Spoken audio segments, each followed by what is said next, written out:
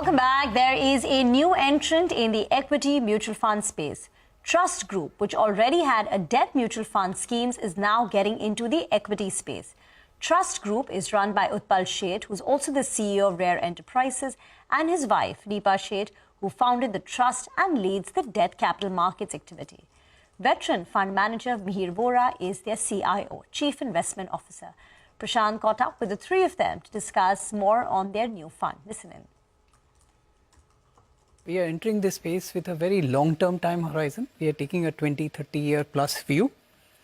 And this is a long-term business, so it's never too late. Secondly, I think it is equally important to have the right team. So after we got our license, we started with the debt mutual funds first, but we were waiting to get the right CIO to start the equity venture. And we started when we got the right CIO. So Mihir is here, and we wanted to ensure that there was not just a capable and competent team, but equally a committed team. And that is what Mihir has built. What's the USP for investors who may be watching this, for viewers who may be watching this, to evaluate whether to put money into what is, of course, the Flexi Cap Fund, the first product? What's the USP, Utpal? See, rather than just the product, I think what this house brings to the asset management industry is more important. Okay, while we are a small player to begin with, I think we are a differentiated player. We bring an investing DNA to the mutual fund space. We bring a specialization in multiple asset classes, both equities and debt, that this house has been doing for quite some time.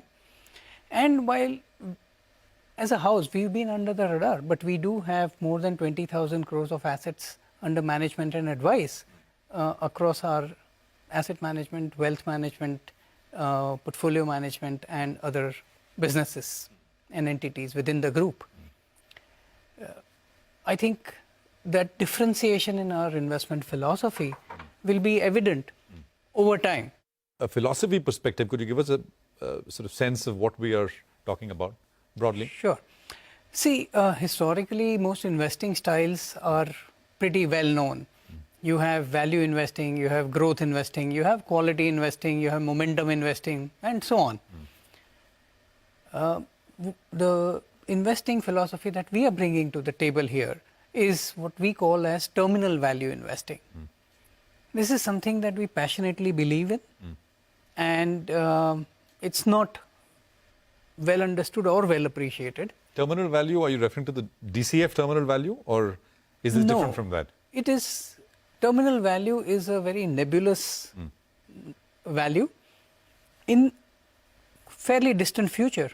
It's not a static concept, it's a dynamic concept.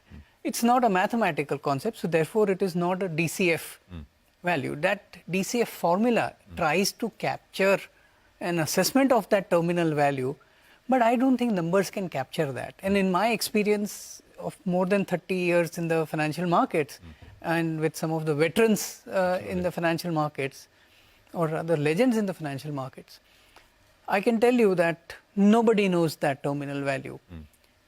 But getting the direction right is much more important than knowing the precise number.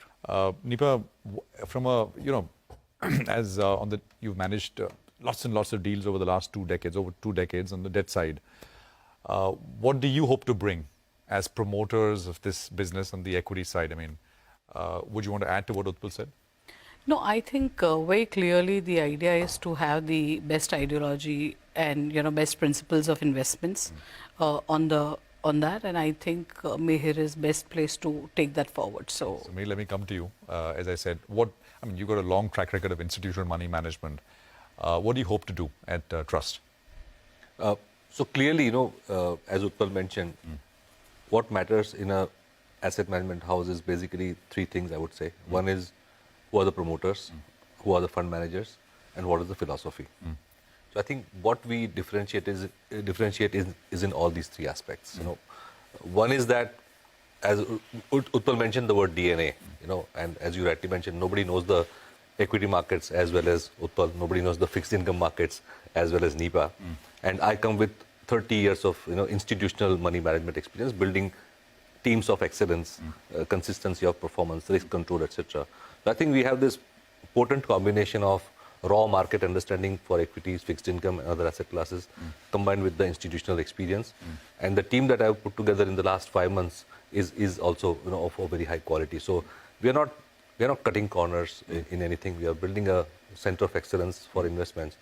And the investment philosophy that Utpal mentioned, terminal value investing, is something that as rightly mentioned, as he rightly mentioned, is not very well understood, but it's a very potent tool to identify multi-baggers. Utpal, you worked with Rakesh Jhunjhunwala for 2 decades plus, right? What do you hope to get from what you've learned from Rakesh Jhunjhunwala? The intangible, so to speak, which you will hope to pass on as a mentor, as a guide for the AMC? I've learned so much from Rakeshji over the years. And he used to always tell me that investing is not an act of intellect. Investing is an act of wisdom. Right? I hope to ensure that at Trust Mutual Fund we build that culture of wisdom rather than just intellect. The second thing I would say is Rakeshji used to tell us that the greatest risk of investing in India is not investing in India. And I want to be very clear that the investors that we are approaching do understand and appreciate that the greatest risk of is not participating. Investing in India is not investing in India. Rakeshji also taught me that your patience may be tested, but your conviction will be rewarded. And I think equity markets have their own cycles. There are times when you underperform, there are times when you outperform. But through that, you have to be able to keep your state of mind intact. We want to do the right thing in the right way. We may not be the best performing fund always, and we will hopefully not be the worst performing fund always. But what is important is through the cycle, how do you behave? What is the consistency? What is the risk adjusted portfolio calibration that is done? And for that, I believe that we've built a very, very capable and committed team. Mihir, you're starting with the Flexi Cap scheme. Why a Flexi Cap scheme?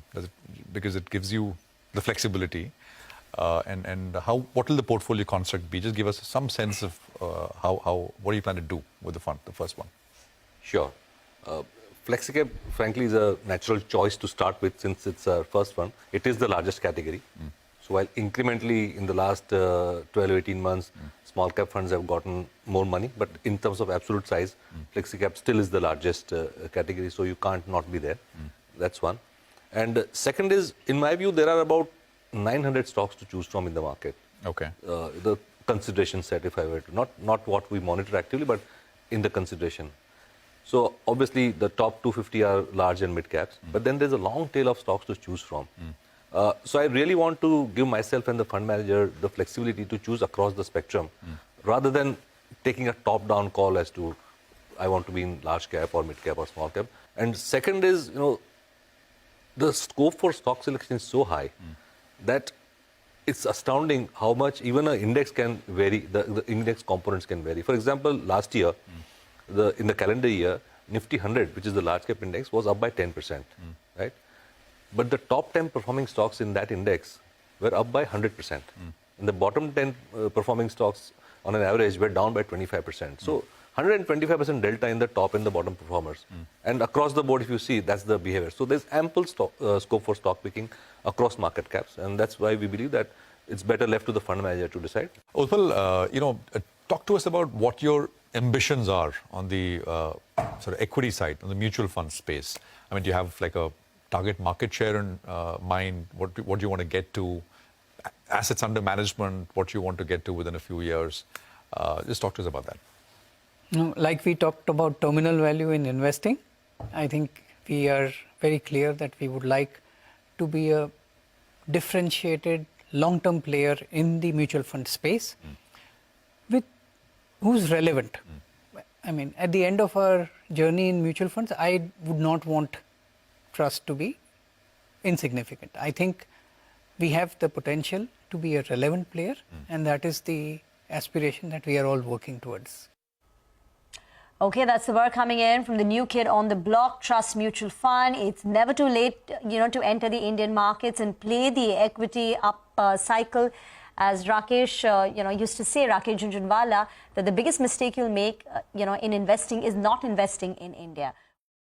Mutual fund investments are subject to market risks. Read all scheme-related documents carefully.